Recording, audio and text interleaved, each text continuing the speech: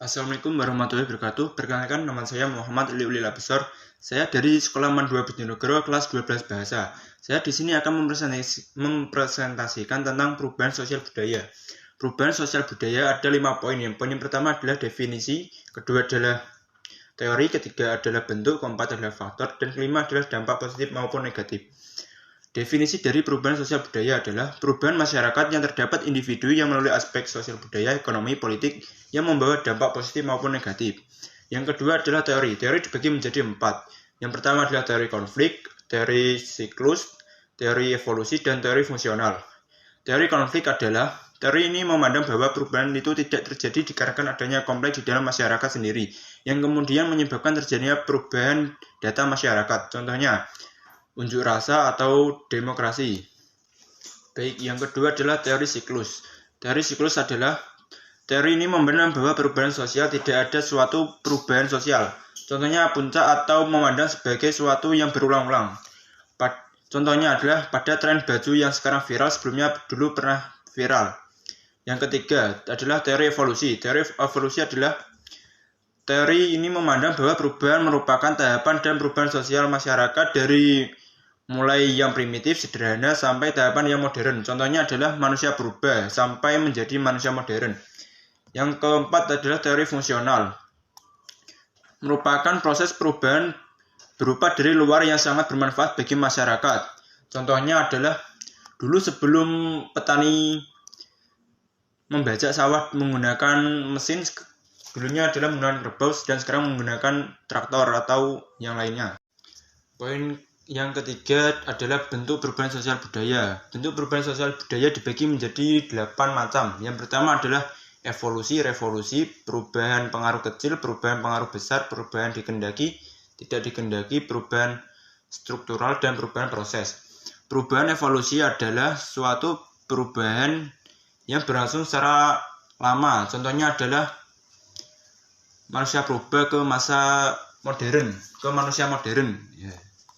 Yang kedua adalah revolusi, adalah perubahan yang berlangsung secara cepat dan mendasar. Contohnya adalah perubahan orde lama, orde baru ke orde reformasi. Yang ketiga adalah perubahan pengaruh kecil, adalah perubahan yang diikuti oleh sebagian kecil masyarakat. Contohnya adalah anak pung. Yang keempat adalah perubahan pengaruh besar, adalah perubahan yang diikuti oleh sebagian besar masyarakat. Contohnya adalah modernisasi, pembangunan pabrik di desa-desa yang dulunya masyarakatnya bekerja sebagai petani, sekarang menjadi buruh pabrik. Yang kelima adalah perubahan dikendaki, adalah perubahan yang memang diinginkan oleh pihak-pihak tertentu. Contohnya adalah pembangunan masjid, jembatan, sekolah, atau gedung-gedung lainnya. Yang keenam adalah perubahan yang tidak dikendaki, adalah perubahan yang di luar jangkauan manusia.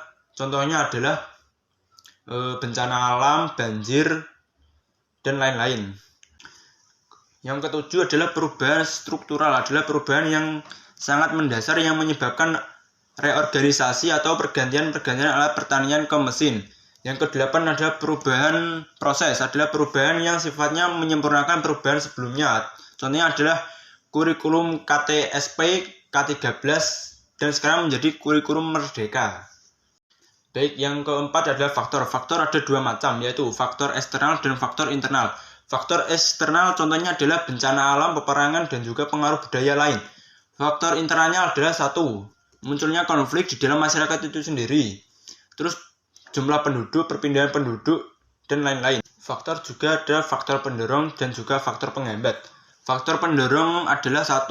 Konflik dengan budaya lain. 2. Budaya sifat menghargai karya orang lain. Ketiga, sistem pendidikan yang maju. Keempat adalah keinginan penduduk yang heterogen atau tidak kepuasan masyarakat terhadap bidang tertentu. Faktor penghambat perubahan sosial budaya. Yang pertama adalah hubungan yang renggang di dalam kehidupan masyarakat. Yang kedua adalah adanya perbedaan ideologi. Yang ketiga adalah sikap masyarakat yang masih tradisional. Poin yang kelima adalah dampak positif maupun negatif. Dampak positif efisiensi dan juga modernisasi. Efisiensi adalah lebih cepat, lebih praktis dan juga sangat mudah. Contohnya adalah cara membeli baju. Sekarang tidak perlu ke KDS. Sekarang hanya perlu cek HP, pilih-pilih di Shopee dan juga check out. Yang kedua adalah modernisasi, adalah hidup dengan cara logika dan hidup modern. Kesejahteraan masyarakat meningkat karena banyaknya peluang yang bisa diambil. Dampak negatif 1. Anomi dan juga cultural shock. Anomi adalah keadaan suatu daerah yang mengalami peperangan atau tidak ada damainya. Yang kedua adalah cultural shock atau merasa perlu dengan kondisi yang baru. Contohnya adalah dulu Kuala Lumpur masyarakatnya panen padi, sekarang tidak bisa atau tidak bisa ditempati lagi karena adanya lumpur lapindo.